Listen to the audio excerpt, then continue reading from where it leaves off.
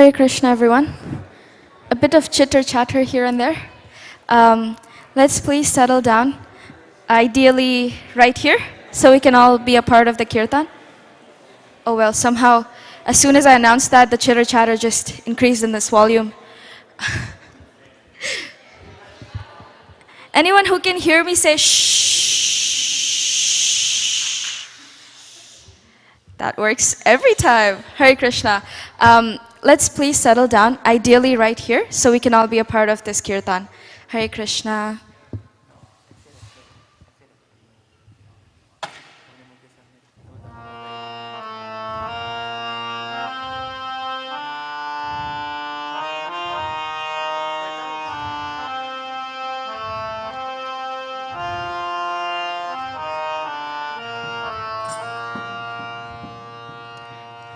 Hare Krishna, Hare Krishna,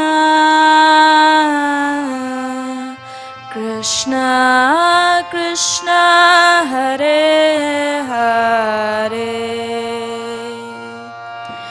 Hare Rama, Hare Rama, Rama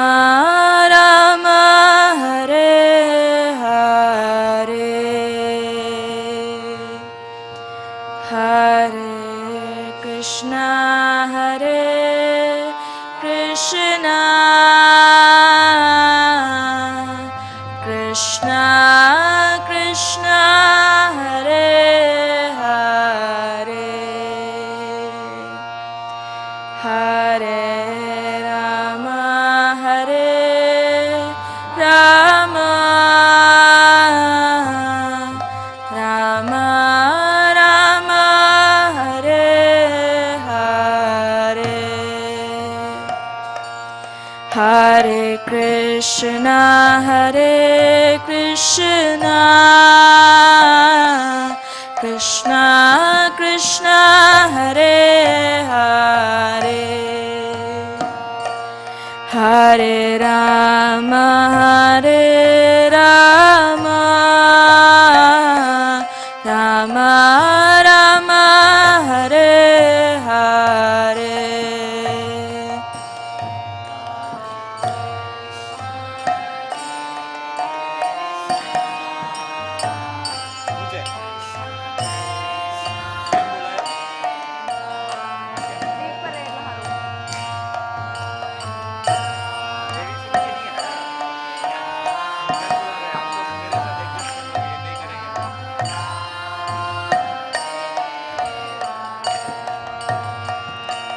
Hare Krishna, Hare Krishna,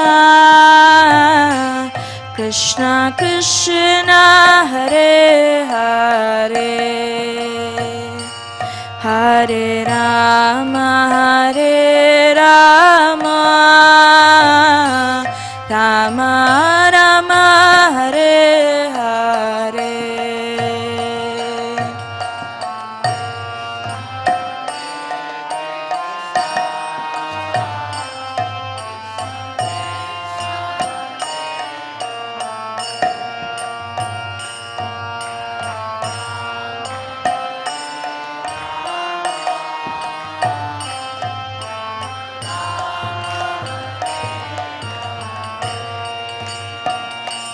Hare Krishna, Hare Krishna, Krishna Krishna, Hare Hare, Hare Rama, Hare Rama, Rama Rama, Hare Hare.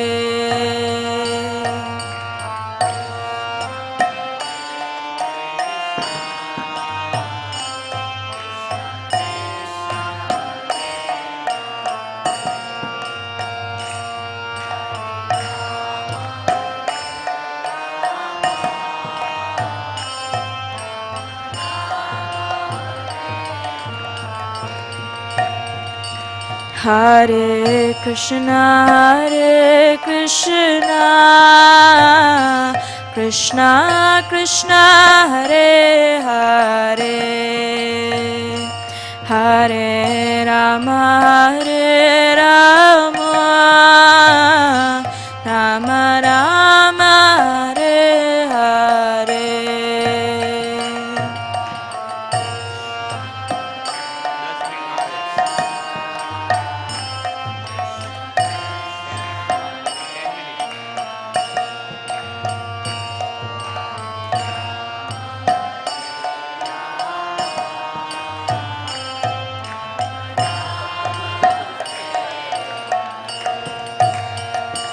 Hare Krishna, Hare Krishna, Krishna Krishna, Hare Hare, Hare Rama, Hare Rama, Rama Rama, Hare Hare.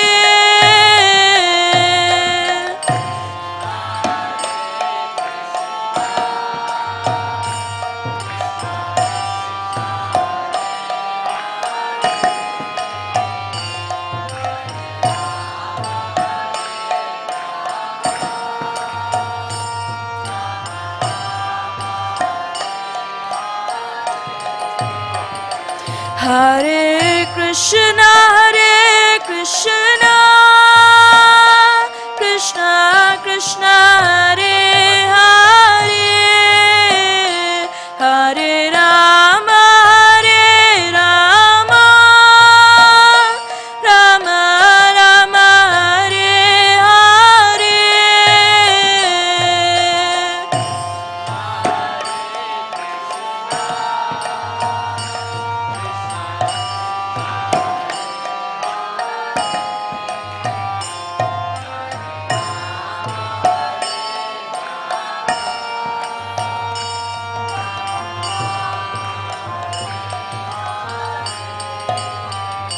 Hare Krishna, Hare Krishna,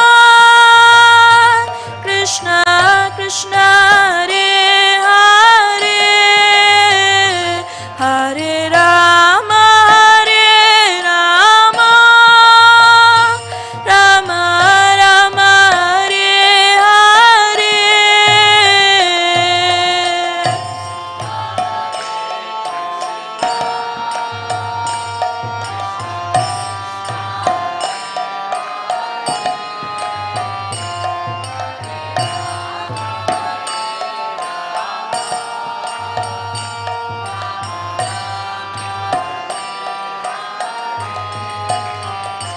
Hare Krishna, Hare Krishna, Krishna Krishna, Hare Hare, Hare Rama, Hare Rama, Rama Rama, Hare Hare.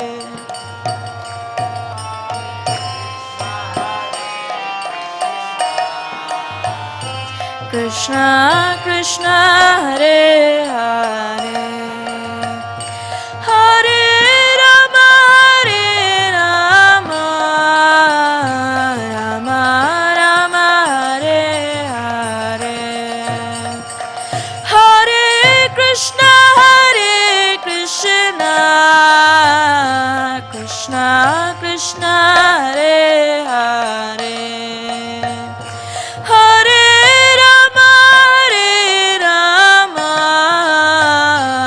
Rama Rama, Hare Hare.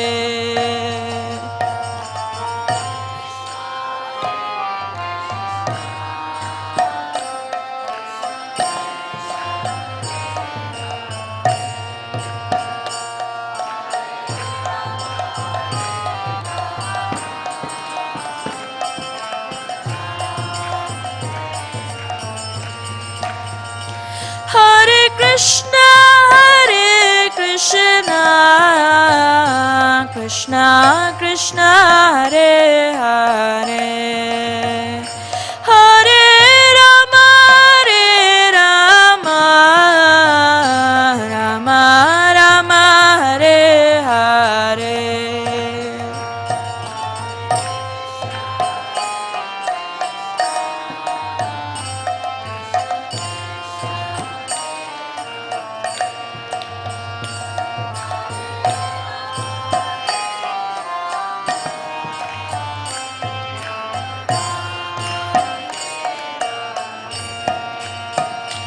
Hare Krishna, Krishna Krishna, Hare Hare, Hare Rama, Rama Rama, Hare Hare.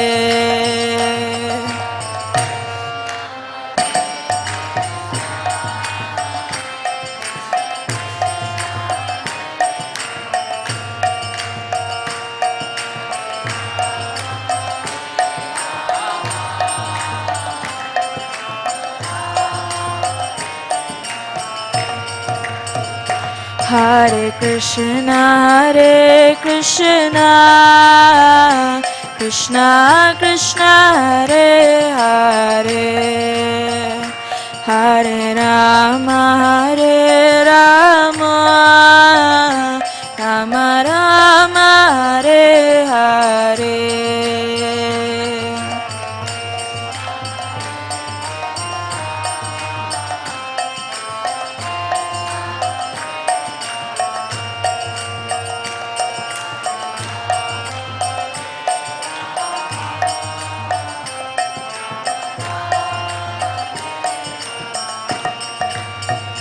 Hare Krishna, Krishna Krishna, Hare Hare, Hare Rama, Rama Rama, Hare Hare.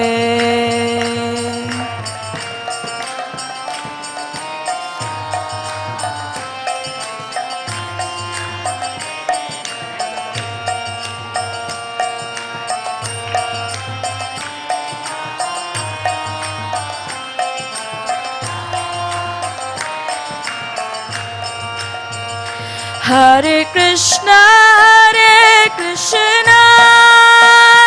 Krishna Krishna, Hare Hare, Hare Rama, Rama Rama, Hare Hare.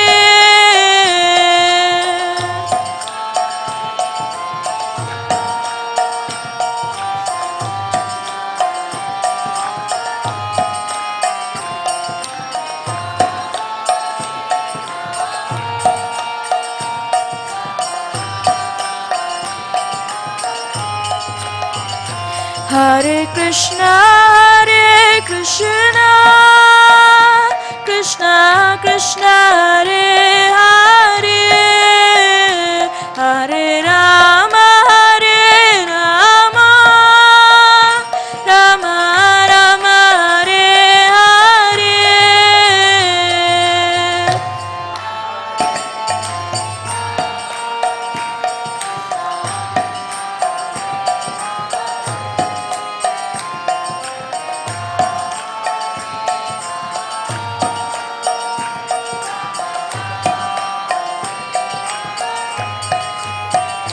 Hare Krishna,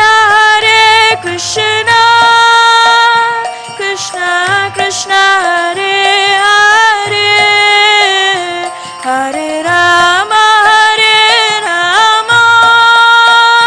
Rama Rama, Hare Hare.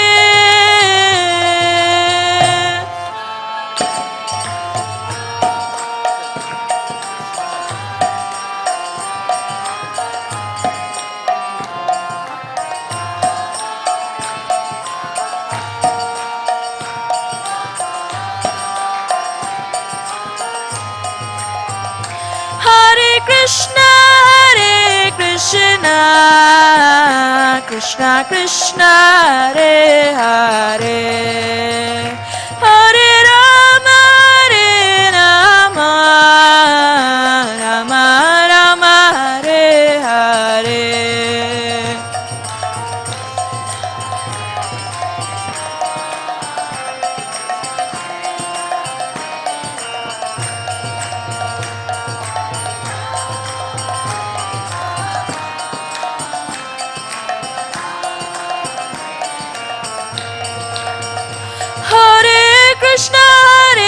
Krishna, Krishna Krishna Hare Hare Hare Rama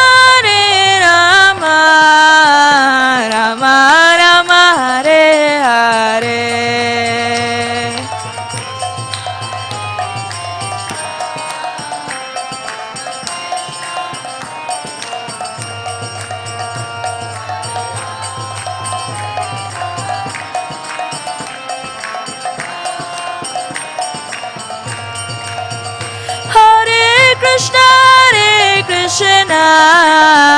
Krishna Krishna Krishna Hare Hare Hare Rama Rama Rama Hare Hare I can't hear you guys.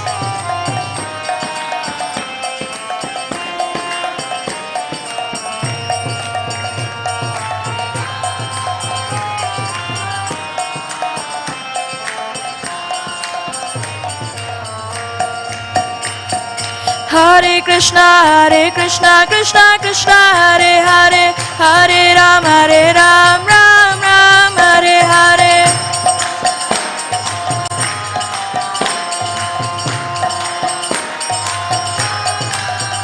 Hare Krishna Krishna Krishna Hare Hare Hare Ram Ram Ram Hare Hare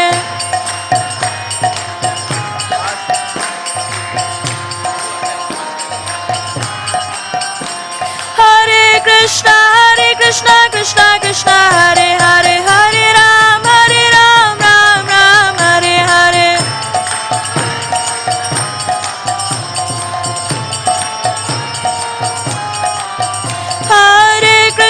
Hare Krishna Krishna Hare Hare Hare Ram Ram Hare Hare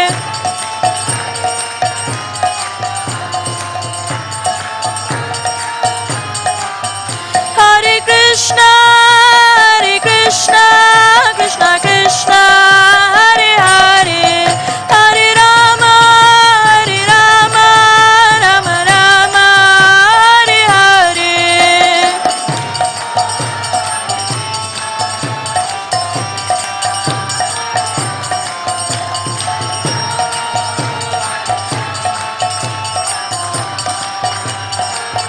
Jaya Jaya Prabhupada Prabhupada Jaya Jaya Prabhupada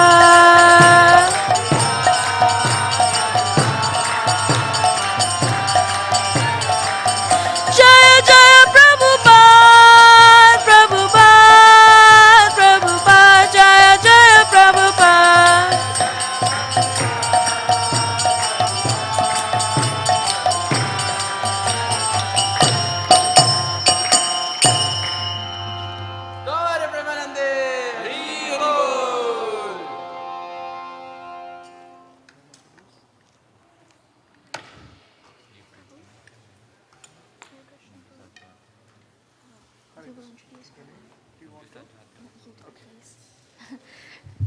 Right here.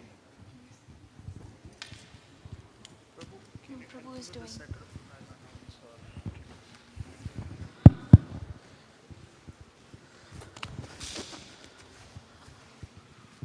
Hare Krishna, everyone. Hare Krishna.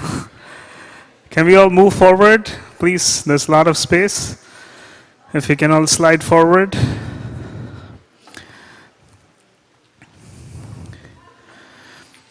Everyone sitting at the back, please feel free to come forward.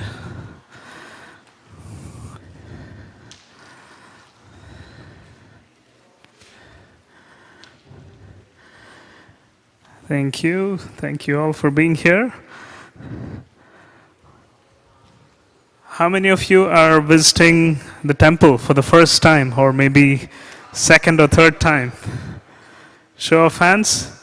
No one? Most of you have been here before? Okay, that's wonderful. Thank you so much for choosing to be here on a Saturday evening. We are actually very happy to have a special guest speaker with us today. We typically have Sadhana Circle, Mataji, on Saturday evenings, which comprises of kirtan and a bit of discourse. And today we are just collaborating with a special guest speaker, His Grace Caitanya Charan Prabhu. For those of you who may not know Caitanya Charan Prabhu, he's been practicing lifestyle of a monk for over 3 decades. He is a lifestyle coach, author, mentor, and a guide for many aspiring bhakti practitioners around the world. His primary work comprises of writing, so he's an author for more than over 30 books based on the wisdoms and teachings from the Bhagavad Gita and how and why it's applicable in today's day and age. So he brings a lot of contemporary, brings light to a lot of contemporary issues and how the Bhagavad Gita is still relevant. He's also a regular speaker at a lot of Fortune 500 companies around the world, Google, Salesforce, to just name a few, and as well as educational institutions such as Cambridge, Stanford, Yale universities. So he's got a prolific background when it comes to connecting with students or professionals. And his teachings, as I said, is all about the Bhagavad Gita. If you see, he has his own website called the Everyday Gita. So he's actually written a lot of his realizations and thoughts on various verses of the Bhagavad Gitas, on the Bhagavad Gita. And this is something he's been doing for decades. And we're really happy and fortunate that he's here with us today. So he'll be sharing his thoughts for the next 25 to 30 minutes. We'll open it up for some question and answer session followed by that. And we hope to help you all transform and realize the applicability and the knowledge from the Bhagavad Gita. So without further ado, let's give a big round of applause, welcoming His Grace Caitanya Charan Prabhu. Hare Krishna. Om Jnanatimirandhasya Jnananjanashalakaya Chakshurunmilitam Yena Tasmai Shri Gurave Namaha. Nama Om Vishnupadaya Krishna Preshtaya Bhutale Shrimate Bhakti Vedanta Swami Iti Namine Namaste Saraswati Deve Gauravani Pracharine Nirvishesha Shunyavadi Paschatya Deshatarine Vancha Kalpatarubhyascha Kripa Sindhubhya Evacha Patitanam Pavanebhyo Vaishnavebhyo Namo Namaha. Jai Shri Krishna Chaitanya Prabhu Nityananda Shri Advaita Gadadhara Shrivasadi Gaura Bhakta Vrinda. Hare Krishna Krishna Krishna Hare Hare, Hare Rama Rama Rama Hare Hare.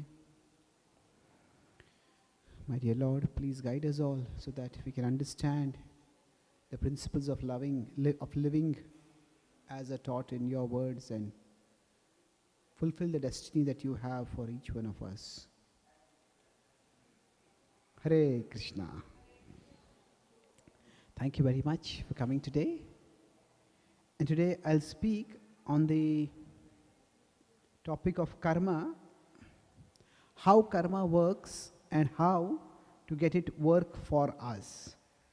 I'll be writing and drawing some things over here and explaining. One of the questions that naturally comes up for all of us is that we all make plans, we all have dreams, and sometimes things don't work out. And when we face setbacks, reversals, failures, what is their cause? And what can we do about that? That is what we will try to discuss today. How the karma philosophy or karma wisdom, we could say, helps us to process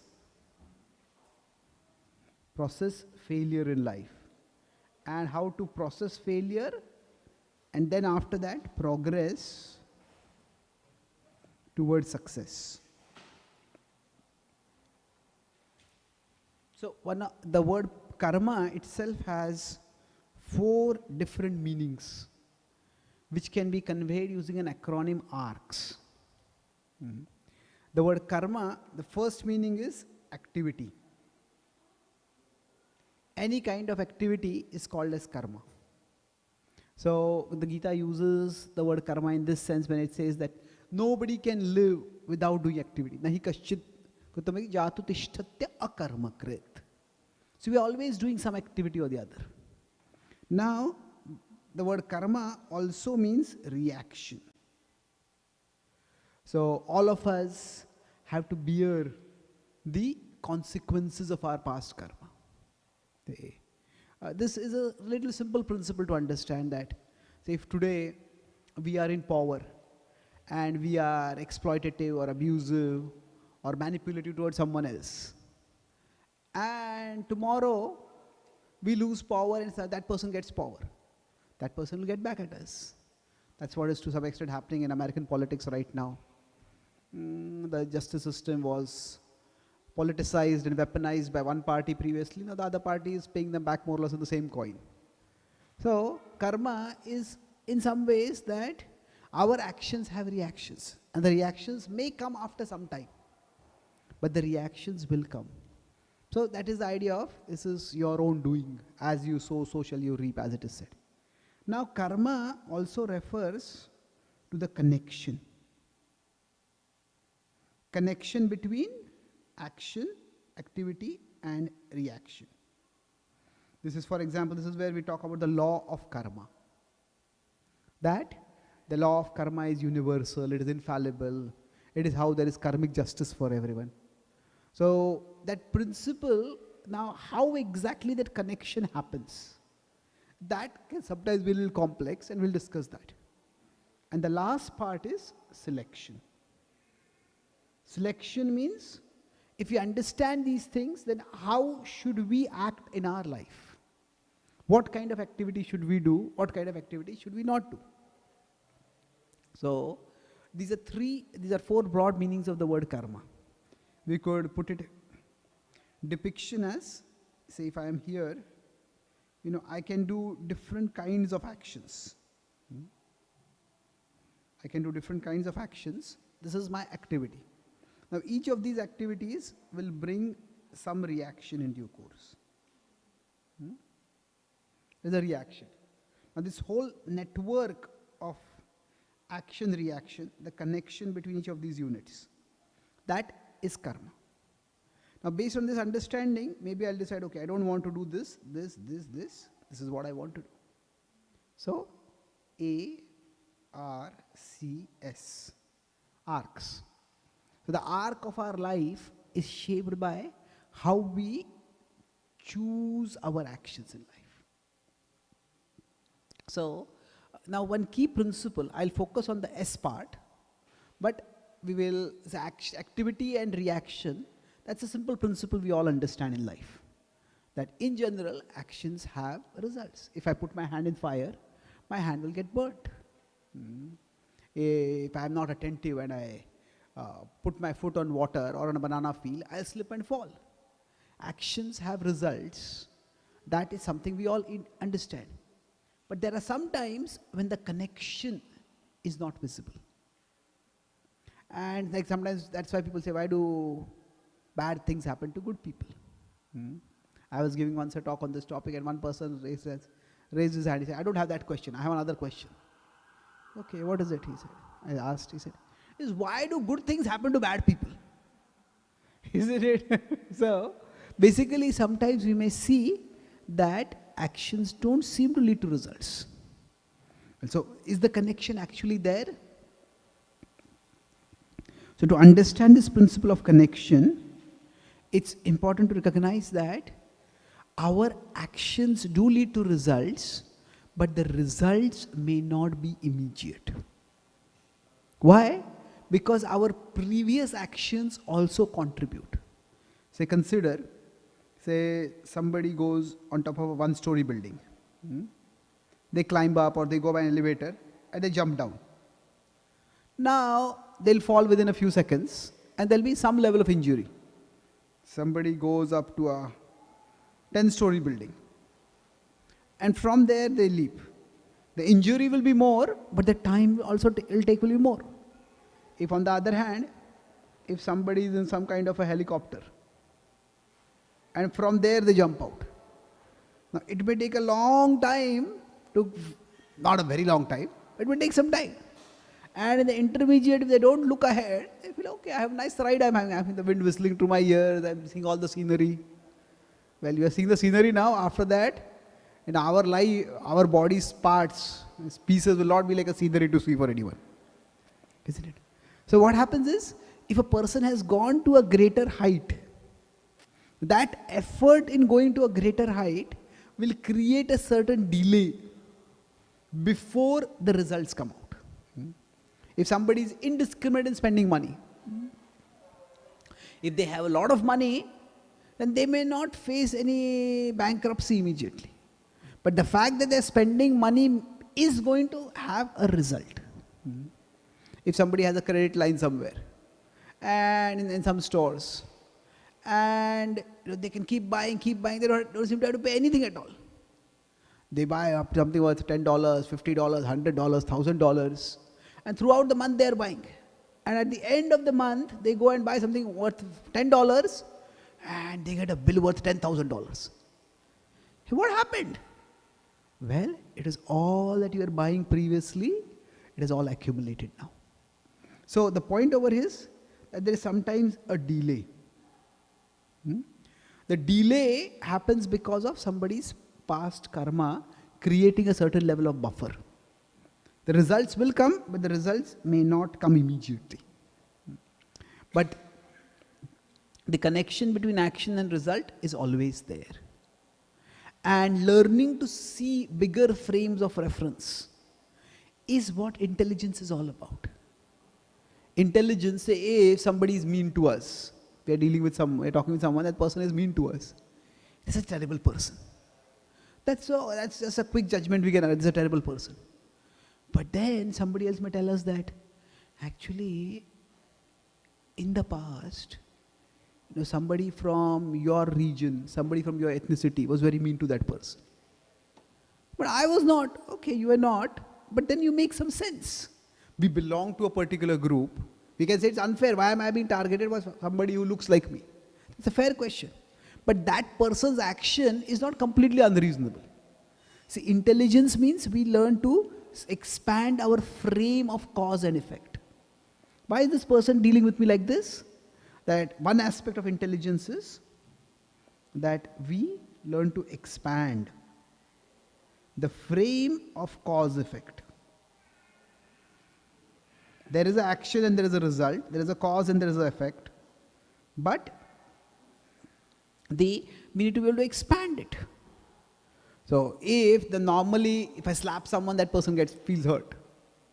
But if suppose somebody has a time bomb, and you just press one button and the whole building explodes over there. I didn't do anything, I didn't go over there. No, but there's a connection. Somebody who has some technological knowledge, they understand there's a connection over there. So expanding the frame of reference, that is one characteristic of intelligence. So karma tells us that there is a bigger frame of reference that can expand beyond our immediate actions. So this can work in two ways. One is that our present actions may have distributed results over time. So we may not get result immediately. Some result may come now, some result may come later. But every action will have a result. Conversely, it may also happen that my present action is there and there is a huge result of that. So that result is not just of the present action. There could be many actions from the past. So for example, like I said, if we have been a bit mean to someone, maybe 3-4 incidents we have been a bit inconsiderate or insensitive, maybe 10 incidents, 15 incidents, and one day that person explodes. And that person just piles on top of all us, just goes on a tirade. Say, I never spoke with you like that. No, you may not have spoken one time like that, but you did so many things. So actions, results, they accumulate. So this is the basic principle of karma, that action always have a result, but the results may not come immediately. So now, when we face some setback, when we face some failure, so for example, we apply for an exam, or we study for exam, we apply for a job, and we don't get through. Sometimes we crack an exam, and sometimes the exam cracks us. We get crushed by it sometimes. So when that happens, to what extent should we say that, okay, this is because of what I did not do right now? Is it because of my present karma? Or is it because of something from the past? So basically, when we face setbacks, now what we want to do is, from a setback, we want to make a comeback. We don't want to stay down, we want to rise up. But when there is a setback, there are two extremes. One is to consider it's all only past karma. That, oh, some people say, oh, my meri kismati phuti hai, my fortune is broken. Fate is against me, God is against me. Nothing I do ever works, and I am jinxed. Some people say like that. So it's all beyond my control, it's all because of some past karma. That is one extreme. The other extreme is only present karma.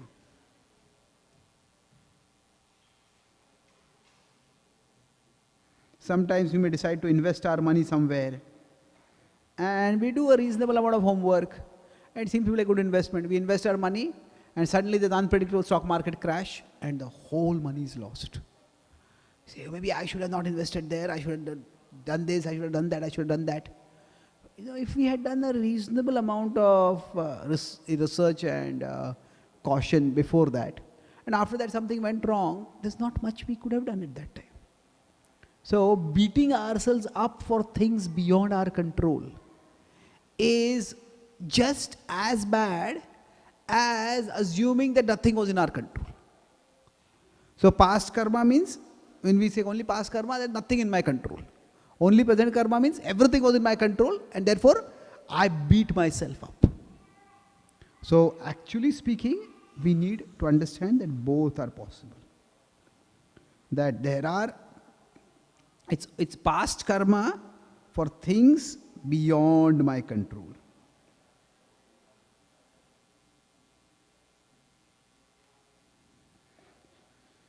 And for the things that in our control, it is present karma. Now what does this mean in this context? Say, if I use this particular setup for writing, and say, just now I noticed that my computer power is quite low. Now suddenly during the talk, the computer gets discharged. Now should I say, oh, my past karma is against me? No, that's not past karma. Okay, it's past karma, but it's not some past life karma. It's past few hours karma. I should have charged the laptop, isn't it? If something was in my control and I did not control it, then I am responsible for it. So generally speaking, when we are looking for explanations, see, the idea is start from the smaller frame of reference, then go to a bigger frame of reference. So if something can be explained if an event has happened, if something can be explained in an immediate frame of reference, focus on that. So if I am writing something and say it gets disconnected over there, is something wrong over here? Is the wire loose over here?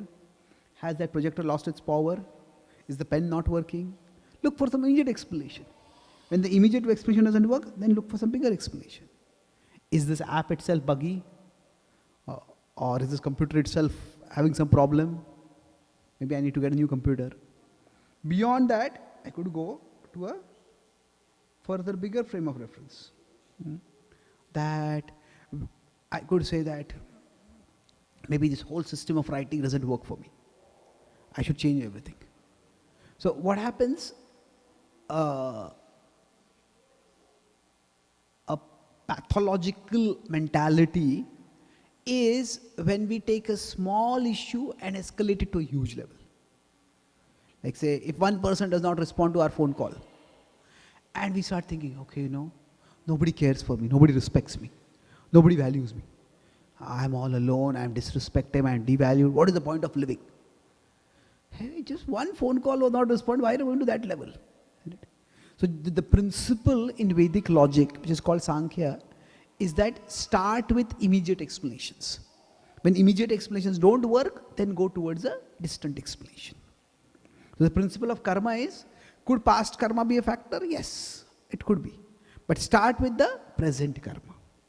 And from present karma, we can move towards more and more distant bigger frames of reference. So in the present karma, so our theme right now is selection. Selection means that, okay, I tried to do something, it did not work. Now if it did not work, should I just assume this is not going to work and just leave that activity? Or should I assume maybe I need to improve something, and when I improve, then it will work? That is the question which we are trying to discuss. Say, if we are trying to crack an exam, if we are trying to work on a relationship, we are trying to build a career, and it's not working. So when should we decide that I need to do more over here, I need to improve my present karma, and then the result will come? Or should I assume that there's past karma which is working over here, and this is just not going to work? So learn to live with it or resign yourself. That's what we'll be discussing today. So the Bhagavad Gita explains, I'm going to talk about this based on 18th chapter, 14th verse in the Bhagavad Gita, that between action and result, there are 5 factors. It's like, you consider this to be like a bridge. This bridge is built of 5 planks. So adhishthanam tatha karta karanam cha pratak vividhascha pratak cheshta daivam chaivatra panchamam. So first is the karta. Karta is the soul. So there is a spark of consciousness inside us. Without the person being there, nothing is going to happen. If that may be a world famous artist, but if the person has died, he will not be able to do anything. That's the first factor. And the last factor, Krishna says, is Daiva. Daiva is destiny, or in our framework, it is past karma. So these 2 are bigger factors. The soul has to be there, we have to be alive, and the past karma has to be favorable. Without that, we will not be able to go from where we are to where we want to be. From the action to the desired result. Now what are the between 3 factors? Adhishthanam tatha karta karanam cha pratak vividhascha pratak cheshta. So there are Sanskrit words over here, and I'll focus on the English equivalence of that. There is talent, there is environment, and there is commitment. So talent, environment, commitment. This can be understood using the acronym TEC. TEC. So what does it mean? Talent, environment, commitment. So cheshta is endeavor, that is commitment. Adhisthana is the place of action, that is the environment. And karanam is the instruments by which you do action, that is the talent that we have. So for example, let's start with simpler example, then we'll go to a little more complicated examples. Suppose somebody is digging for gold. In California, I was just in California a couple of weeks ago. There was a California gold rush, there's an Alaskan gold rush. Suppose somebody, in the history of America, suppose somebody is digging for gold. Now, there are 3 things required for that. First is, the talent means, okay, do you have the right tools? Do you know how to dig? Talent has to be there. Second is the environment. Is gold actually there over there? Is it? And third is commitment. Have you dug deep enough? And all 3 work together. We have the right tools, we are at the right place, and we dig for long enough, then we'll get gold. Suppose somebody is gardening, and the first thing is, do we have the seeds that are fertile? So the seeds, have they become rotten, have they become defunct? Are the seeds fertile? Second is, Are the seeds not fertile? Are the seeds potent? The second is the environment conducive? Now, if we want to grow mangoes in Antarctica, that's not going to work unless we create an environment, we create a greenhouse or something like that. Is the environment right? And then, do we have the commitment? It's not that first time we start gardening, everything works out. We may put too much water, we may put too less water. We might not put a protective fence. We might put too much heat, whatever. So we need to try. Talent, environment, commitment.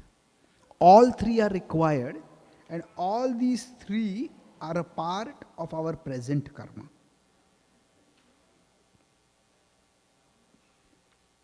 So when we are functioning, when we are trying to do a particular activity, look at whether I have the talent for that particular activity. So what does talent mean in that context? Talent means each area requires a particular kind of talent. So if somebody says, I want to become a singer, and they don't have any musical bone in their body, people will say, you can do everything in life. Well, not necessarily. Some people, when they sing or they perform music, people say, more, wonderful. And some other people, when they sing, people say, no more. Enough, please stop. We had enough. So why? Do we have the talent? So, now we could say having or not having talent is a result of past karma. And there may be some truth to that. But we are talking about what is in our control right now. So, it is, in modern society, there is this myth, you can do whatever you want. Well, it's not that simple. It's not that anybody can do anything. We all have certain gifts. And yes, society may put some limitations on us. You can't do this, you can't do this, you can't do this. Those may not be true. That we all can break ceilings and rise to great heights. But it is not that everyone can break every ceiling. That it is each one of us, we have to see what are the talents that I have. And so in general, let's look at talent. What happens is, I'll talk about how our spiritual practice can help us in each of these areas. So generally what happens is, there are talents we have, and there are talents we long to have. In every society, certain talents get glamorized. Say maybe 15, 20 years ago in India, being an engineer or being a doctor was highly glamorized. If you're not an engineer, if you're not a doctor, then you are nothing better than a loser. That is the idea. Now maybe becoming a social media influencer, maybe becoming a startup genius, startup initiator, or maybe now some people, I want to become an IPL cricketer. I think there's so many talent, so many areas have opened up. But what happens, every society has certain talents that get glamorized. And then everybody starts looking, wishing that I have that talent and I work in that direction. And if we fixate too much on the talents we wish to have, we long to have, now what may happen is, this can blind us to this. The talents we long to have can blind us to the talents that we have. So what happens is, it is our spiritual practice. If we understand that each one of us is a soul, each one of us has been given gifts by God. Each one of us is a valued, precious part of God. And it's like we are a part of a higher whole. We are a part of a divine team. Mamaivam sho jiva loke, Krishna says. And everyone, Krishna says, is my part. And when everyone is a part of God, means that everyone has a part in God's plan. Now everyone may not have the part that is the most glamorous part, but everyone has a part. So what our spirituality does is, generally we look at ourselves from the world's eyes. What does the world consider me to be valuable? If I have a talent which the world values, I feel very good about myself. If I don't have a talent that the world values, I start feeling very insecure.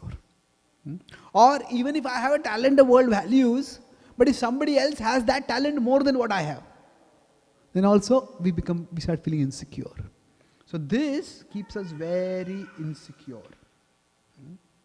But this is the materialistic way of looking at things. But what does spirituality tell us? That for each one of us, we are parts of God. And because we are parts of God, how do I learn to see myself the way God sees me? When I understand that, we can see ourselves not constantly through the social mirror. Okay, God has made every one of us to have value. Look at the gifts that we have. So without the social mirror, this has become the social mirror. And the social mirror, everybody starts feeling insecure sooner or later. Nowadays, with social media available, the social mirror has become such that we compare ourselves with everyone.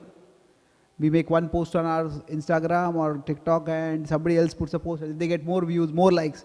Start feeling, we may have enjoyed the experience actually, but we put the photo of the experience and then somebody else gets more likes, we get less likes. We feel as if the experience was worthless. It's unnecessary negativity comes in. So this is more like a spiritual mirror. This is a mirror that does not distort. What happens is we look at ourselves through the eyes of God. There is intrinsic value to each one of us.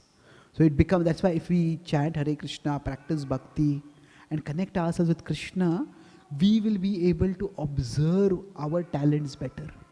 We will be able to discover and develop our talents better also. That's the first part. What's the acronym we are discussing? Anyone remembers? No. ARCS was just the 4 explanations of karma. Now I'm just focusing on the tech now. T was talent. E was, now let's look at the environment. See, even if when somebody has talent, talent does not grow in vacuum. Talent requires the right environment in which to grow. Say in India, somebody is very talented at baseball. Now, an Indian may say, why is a ball base? Ball is a good ball. What is a baseball? They may not even know what it is. When I started coming to America in 2014 for the first time, North America, my program organizer told me, don't talk about, I used to give a lot of cricket examples.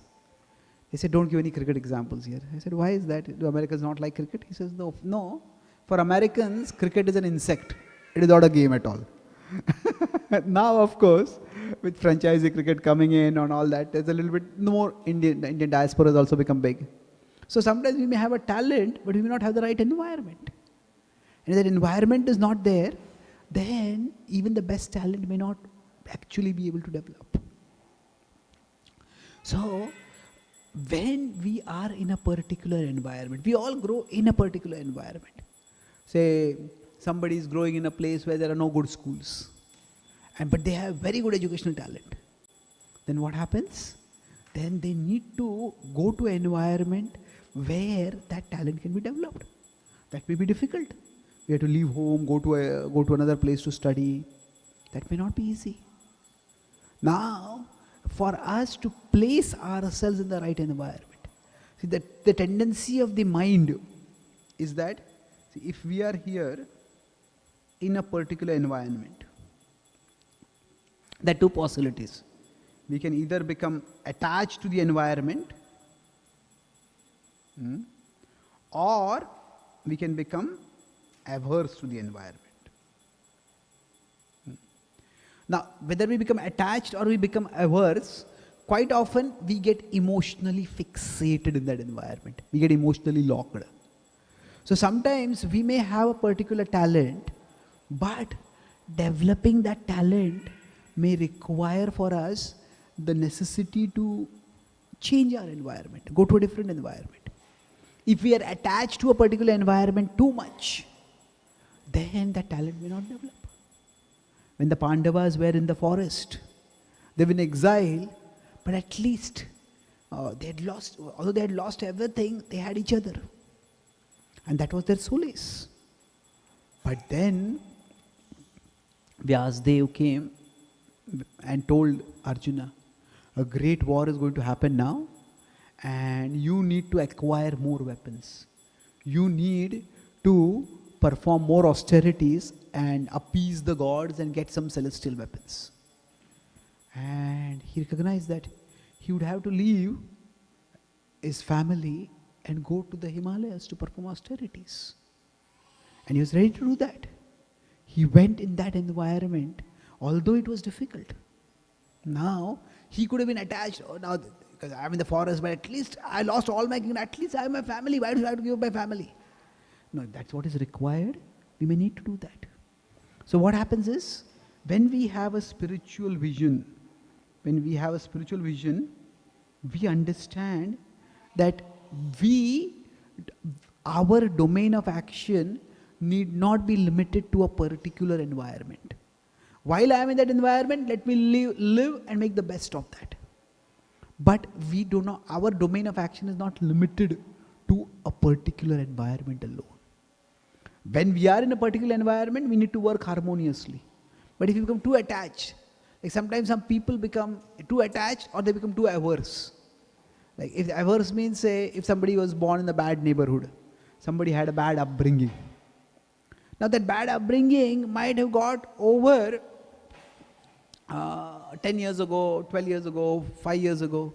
Now they are in a different place. But they keep resenting it. Oh, my parents were like this, my sibling was like that, my co-students were like that, they were bullies, this, that. And then, although we can leave that environment, and we may have left that environment also. Physically we have left that environment, but mentally we are still in that environment. Isn't it? So, being attached may lock us physically in a particular place. Being averse may lock us mentally in that place, even if we go away from that place. So for each one of us, we are in a particular environment. We look at what talents I have, and okay, right now I may have to be in this environment, but don't consider that our destiny is limited to our environment alone. We can go to a different environment at different times. So when I came in, some of you noticed that I need crutches for walking. So when I was 1, I got polio. So at that time, when I was 1, my mother we were staying in a small town in Maharashtra in India. My mother took me to a physician, to a clinic to get a polio vaccine. But unfortunately that area had power outages, and the previous night, because of a power outage, the power supply had gone off for that fridge. Because of that, the temperature in the fridge increased. And because of that, when the vaccine was given to me, the germ percentage in it was much more. And instead of preventing polio, that ended up causing polio to me. So now I don't remember any of that. I was just learning to walk, I am told, and I fell down, I could not walk afterwards. So I have told this incident many times. So recently, once one person asked me a question. He said, do you sometimes wish you had not been born in that small place?